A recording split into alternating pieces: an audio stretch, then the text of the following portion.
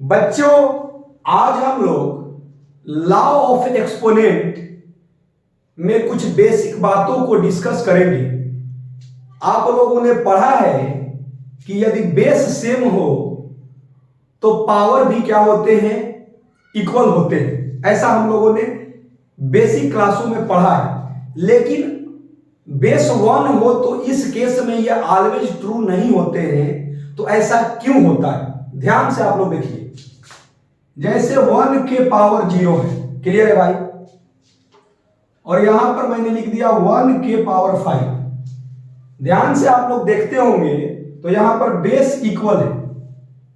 तो जब base equal है तो पावर को इक्वल हम लोग करेंगे, जैसा कि हम लोगों ने प्रॉपर्टी पढ़ा है। तो ये रॉन्ग हो गया, ये गलत हो गया। और बेस 1 के अलावा कुछ भी आप रखिएगा, मान लीजिएगा आपको 2 के पावर 5 है, तो क्लियर है कि 1 के अलावा है तो 2 के पावर 5 भी होगा, और 5 इक्वल टू 5 होता ही है। लेकिन जब बेस 1 हम लोग रखते हैं तो इसके बाद जो है पावर जो है वो इक्वल करते हैं, तो वहां पर ये गलत क्यों हो जाता है, ये हमेशा ट्रू क्यों नहीं होता है, इस पर आप और हम मिलकर आज डिस्कस करेंगे। तो ध्यान से देखिए बच्चों, a to the power m है और a to the power m है। ऐसा हम लोगों ने पढ़ा है कि ये बेस सेम है तो m इक्वल टू n लिखते हैं, ऐसा लिखते हैं। लेकिन जब बेस 1 है तो कहां पर इसमें दिक्कत होता है, तो आइए हम लोग इस पर डिस्कस करते हैं। ध्यान से देखिए बच्चों, इसको मैंने यहां पर ला दिया डिवाइड में, इसको, तो ये हो गया मेरा 1। इतने स्टेप वाइज में आपको कोई कंफ्यूजन नहीं होगा। इसके बाद बच्चों हम लोग इसको लिख सकते हैं m माइनस n। यहां तक में भी किसी को कोई डाउट नहीं होना चाहिए। अब ध्यान से देखिए रियल कॉन्सेप्ट, मैं लॉग ले रहा हूं। क्या ले रहा हूं? लॉग। तो जैसे ही मैंने लॉग लिया तो ये कितना हो गया भाई?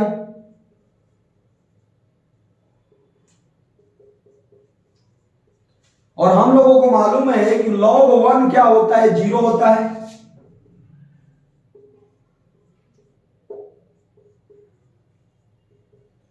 अब ध्यान से देखिए बच्चों और आप समझने की कोशिश कीजिए कि इसका और इसका प्रोडक्ट 0 है।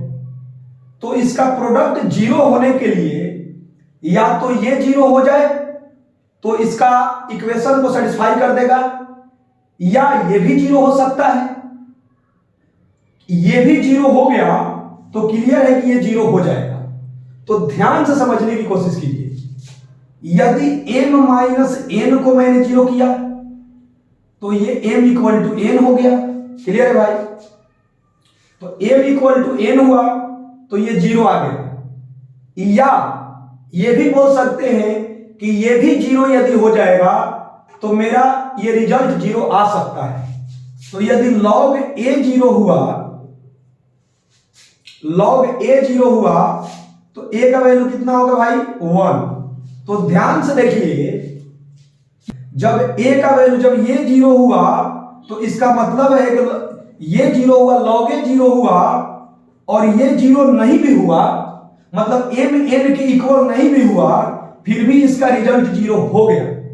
तो इसका मतलब है कि जब ये log a 0 हुआ है तो a का वैल्यू 1 आया है। इसका मतलब है कि बेस 1 आया है। तो जब ये 0 हुआ तो ये 0 हो या नहीं हो, लेकिन रिजल्ट 0 हो सकता है। मतलब m n के इक्वल नहीं भी होगा और ये 0 होगा तो ये 0 आ सकता है। तो जो आप लोग बचपन में पढ़ते होंगे कि जब बेस सेम है तो पावर भी सेम होना चाहिए, ये ऑलवेज ट्रू नहीं है। कब? जब बेस 1 होगा तब। बेस 1 होगा तो ये हमेशा ट्रू नहीं है। उसके अलावा कोई अदर बेस होगा तो आपको बेस इक्वल होगा तो पावर को आप इक्वल कर सकते हैं। तो आई होप दैट कि आपको ये कॉन्सेप्ट समझ में आया होगा।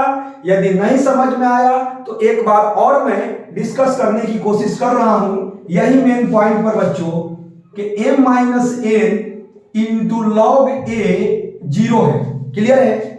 तो ये जीरो होने के लिए या तो ये जीरो हो सकता है, ये भी जीरो हो सकता है, और यदि ये जीरो हुआ तो ये जीरो नहीं भी हुआ तो इसका रिजल्ट जीरो आ सकता है।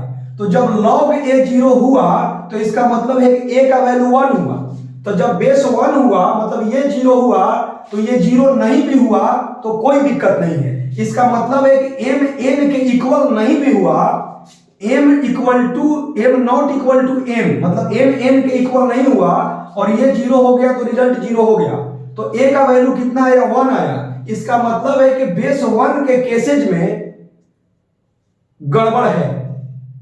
बेस 1 के केसेज में ये जो प्रॉपर्टी होता है कि बेस सेम है तो पावर भी सेम होना चाहिए, ये जब बेस 1 होगा 1 के पावर 0 1 के पावर 1 तो बेस सेम है तो 0 1 के इक्वल आप नहीं कर सकते।